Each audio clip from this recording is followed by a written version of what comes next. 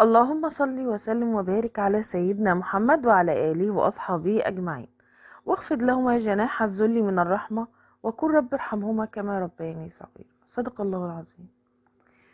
النهاردة مع بعض هنعمل فيديو مختلف. احنا هنعمل كنتاكي في البيت، هنعمله بالأجنحة. انا كنت جايبه فراخ وشلت الاجنحه، يعني كل ما كنت اشتري فراخ كنت بشيل الاجنحه بتاعتها علشان اعمل الفيديو دوت. فكملت معايا يمكن اقل من كيلو بشويه، او ازيد من نص كيلو بشويه، يعني مش كتير. فانا قلت بقى خلاص كده دول كفايه قوي كده، ولازم اعمل الفيديو علشان افرجكم عليه. طبعا بالغلاء اللي احنا فيه دوت لازم نمشي خطوه بخطوه، ولازم نعمل لاولادنا كل اللي نفسهم فيه. فطبعا قلت بقى ايه، نعمل الحاجه الناس بنعمل. انا كنت بعمل الكنتاكي بالدبابيس، غيرنا بيعملها برضو بالدبابيس. كنت بعملها بالفراخ، اللي هي مثلا اللحوم بتاعت الفراخ. لكن دلوقتي خلاص بقى قلت اعمل الفيديو البسيط دوت علشان ينفعني وينفعك وينفع كل صحابي وحبايبي اللي معايا على القناة، واللي مش معايا طبعا ودخل يتفرج على الفيديو هينورني جدا جدا. فانا قلت بقى ايه، اجيب الاجنحة ديت واقطعها من عند المفصل. طبعا اخدت من عند الكتف اهيت، وبدأت ان انا اقطع الجناح الى 3 اجزاء. اخدت الجزئين الكبار، والجزء الاخير ده طبعا مش هينفع في حاجة، فانا مش عايزاه ومش هيأثر معايا، كده كده مش عايزاه. بصوا ما شاء الله، هي هترمي معايا كمية حلوة خالص. اتفرجوا على الفيديو للاخر وهتلاقوا الكمية ما شاء الله هتعجبكم. بصوا هما باينة ان هي قليلة، لكن هي مش قليلة خالص وهتعجبكم خالص. بس كملوا معايا الفيديو. طبعا انا قطعتها ايه، بس عايزه هي تتغسل حلو، فانا رحت ايه، جايبه طبق حاطه فيه معلقتين ملح ومعلقه سكر وشويه خل وليمونتين، ونقعتهم فيهم وسبت غسلتهم كويس ورحت نقعاهم، وقلت اسيبهم لغايه اما اعمل الخلطه بتاعتي. جبت الخلطه، جبت كوبايه ونص ميه وبدات ان انا ايه، قلت اعمل بقى الخلطه الجميله دي ان شاء الله تعجبكم. خليكم معايا، اوعوا تفصلوا الفيديو. وجبت علبة زبادي. طبعا علبة الزبادي دي اختياري، انا بحطها بتعمل طعم جميل جدا، بس اللي مش عايز يحطها براحته. لكن انا حطيت علبة زبادي وبدأت ان انا اقلبها مع المية. هبدأ بقى خلاص، حطيت المية وحطيت الزبادي، هحط التوابل بتاعتي. توابل فراخ، هحط فلفل اسود. طبعا اللي عنده مرقة دجاج يحطها وبيحبها يحطها، لكن انا ما بستعملهاش لان جوزي مش بيحبها. بس هو انا مرقة الدجاج عادي، ده عادية خالص وجميلة واكبر المطاعم والشيفات بيستعملوها، فهي حلوة خالص، فاللي عايز يحط يحط. فحطيت بقى يا حبايبي توابل فراخ وفلفل اسود وتوم بودر وبصل بودر، وحطيت رشة السكر، وبدأت ان انا اقلبهم مع بعض. طبعا عايز تحطي بابريكا براحتك، عايزة تحطي كركم براحتك. بس انا شايفة دولت التوابل اللي هي الاساسية في الكنتاكي. وهبدأ بقى ان انا اظبط الملح. اظبطي الملح بتاعك، انتي اللي تظبطيه على حسب ما بتحبي الملح. انا مش هقدر اقولك حطي معلقة، حطي 2، حطي 4، حطي على حسب ما انتي عايزة. هبدأ بقى احط بالدقيق دقيق. بصي انا هحط معلقتين او معلقه او 3 معالق كده، واقلب في الميه علشان ما تكتلش مني. دي الخلطه الجميله والله هتبهركم. خليكم معايا واتفرجوا على الفيديو، هيعجبكم جدا جدا. وكانت جميله جدا جدا، والطعم كان رهيب. من اجنحه عملت كنتاكي في البيت. هبدأ بقى ان انا قلبته كويس جدا اهوت، وهبدأ كل شوية احط الدقيق واقلب الدقيق في المية عشان ما يكتلش. طبعا انا الكوباية ونص مية حطيت عليها يعني كوباية الا ربع دقيق، وبدأت ان انا اقلبها حلو مع التوابل بقى بتاعتي مع الزبادي. وبدأت ان انا اقلبها زي ما انا قلت لكم، اللي عايز يحط زبادي يحط، اللي مش عايز يحط زبادي براحته، بس الزبادي بتدي طعم جميل جدا. وبدأت ان انا اقلبها كويس اهو، علشان تختلط بقى التوابل بالملح بالسكر بالمية بالزبادي، علشان دي اهم حاجة هنعملها، ودي اللي هتدي الطعم الحلو. وظبطت ملحها. بصوا ما شاء الله، غسلتها وخليتها زي الفل اهي. إيه وصفتها وخليتها زي الفل. طبعا هجيب الخلطة اللي انا عاملاها اهي، هقلبها كويس، وهروح اخده نصها على الاجنحة، بس نصها بس، وهخلي النص التاني هعرفكم ليه. خليكم معايا الفيديو للاخر وانا اعرفكم النص التاني انا هخليه ليه. لكن انا اخدت النص وقلبته كويس جدا. طبعا وانا بغسل الاجنحه شكشكت الاجنحه كده علشان التوابل تدخل في الجناح. فانا شكشكت الاجنحه كده بالسكينه، علشان التوابل تدخل في الاجنحه وتدي طعم حلو. وخلاص حطيت عليها نص التوابل، نص الخلطه، واحطها في الفريزر ساعه. بعد ما حطيتها ساعه خلاص اعمل الاكل. رحت جايباها من الفريزر اهي، وكانت التوابل بقى توغلت جوه الاجنحه. طبعا قامت بوظيفتها وعملت الطعم الجميل. جبت النص اهوت الخلطه اللي احنا عاملينها، وجبت طبق دقيق. طبق الدقيق ده تبصوا بقى، امشوا معايا على الخطوات دي، هتجيبوا كنتاكي لعيالكم في البيت. حاجات جميله ورهيبه ورخيصه وحاجه ملهاش حل. جبت الملح اهوت وحطيته فوق الدقيق. طبعا طبق دقيق اهوت، وحطيت الدقيق. بدأت بقى ان انا احط بقى التوابل بتاعتي تاني: بصل بودر وتوم بودر وفلفل اسود وتوابل فراخ. هبدأ احط كل التوابل بتاعتي اللي انا بحبها عليها. وحطيت بقى شوية رشة قرفة. القرفة دي جميلة جدا، بتدي طعم وريحة رهيبة.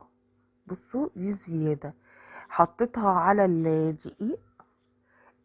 كانت خطيرة. عايزة تحطيها ما بزودهاش قوي، بس انا بحط كمية قليلة بتدي طعم وريحة خطيرة. عايزة تحطي على الدقيق حطي، عايزة تحطي على الخلطة نفسها حطي، براحتك. وبدأت ان انا اقلب الدقيق كله علشان كله الدقيق كله يتعمل مع بعض. ده بقى كريسبي. كريسبي دوت. تروحي للعطار وتقولي له انت عايزة الكمية اللي انت عايزاها.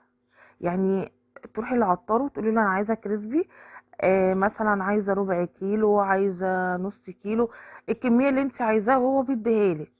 هو مش غالي. وقلت بقى اجيب شويه كده واعمل بيه الكنتاكي معاكم قدام الكاميرا، وهوريكم البديل. هوريكم بديل الكريسبي، بس ما تفصليش الفيديو علشان اوريكي البديل، لان الكريسبي خلص مني وانا ما كانش عندي، فهوريكي انا بدلته بايه. فطلعت بقى الاجنحه من الطبق وحطيتها في الدقيق، ورجعت حطيتها في الخلطه اللي كانت فاضله اللي احنا كنا قاسمينها، ورجعت حطيتها في الكريسبي. بصوا ما شاء الله.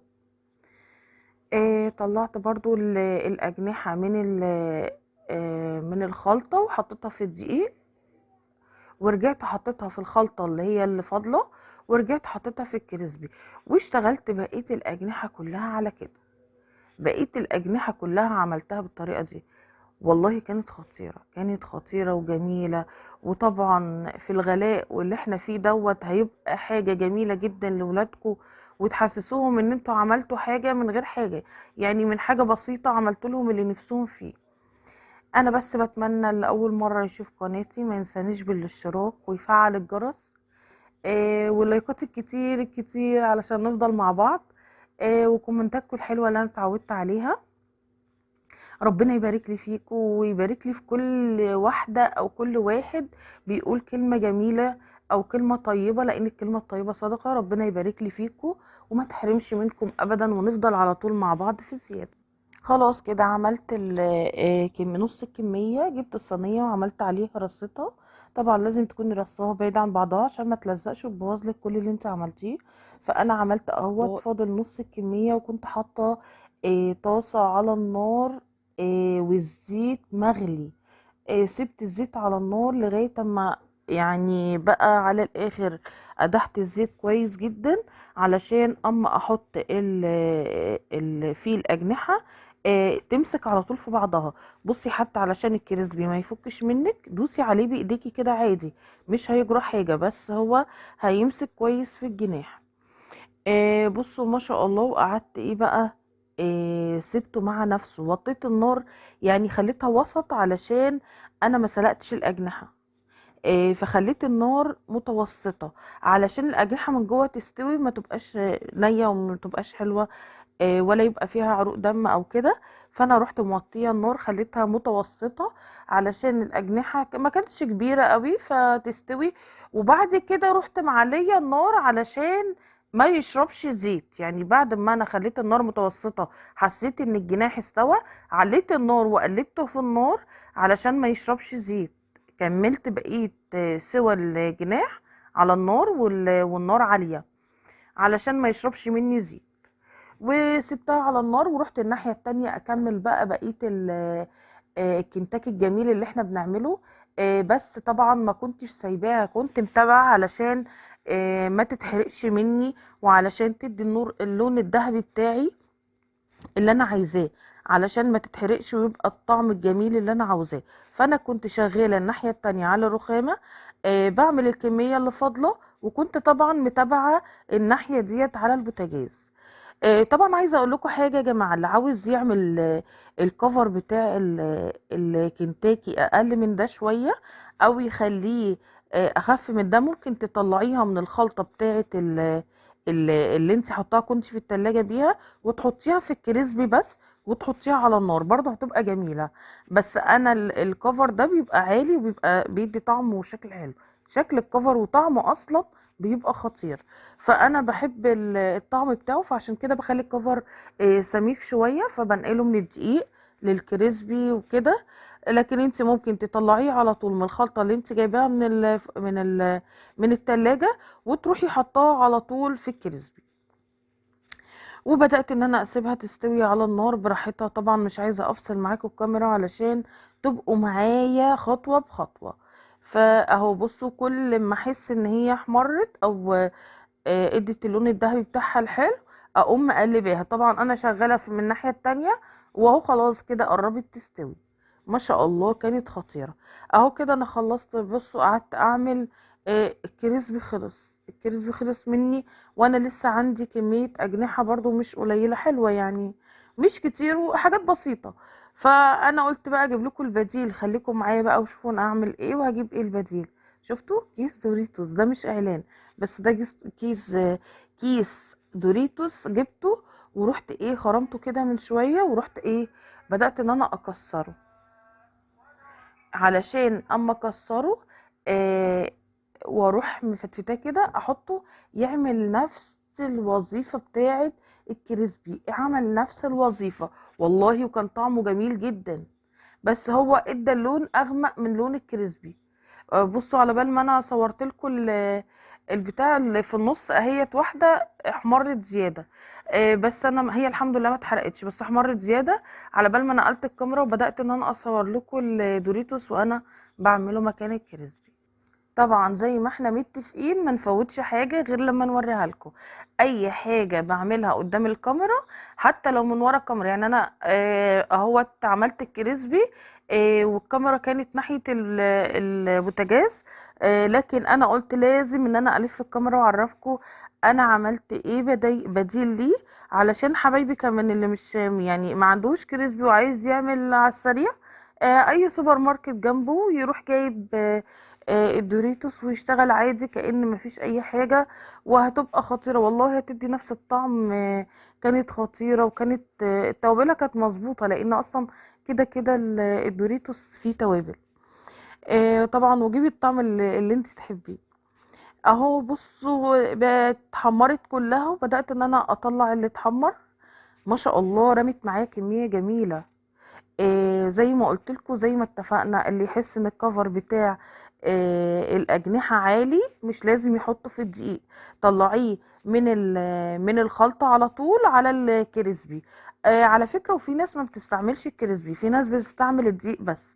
يعني انت لو كمان مش عندك كريسبي، ممكن تروحي مطلعها من الخلطه على الدقيق على طول وتعمليها تحمريها برضو، بتبقى جميله جدا. بس انا حبيت اعرفكم الطريقه والشكل اللي كان بتاع كنتاكي اللي احنا بنجيبه. بصوا نفس الشكل، ادت نفس الشكل بالظبط. ما شاء الله كانت خطيره.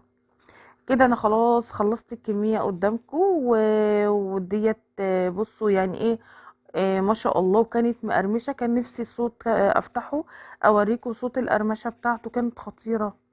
وبصوا كانت الاجنحه من جوه مستويه وكانت جميله، بس هي كانت سخنه فعلشان كده انا ما كنتش عارفه اتحكم فيها، لكن ما شاء الله كانت مستويه، كانت خطيره.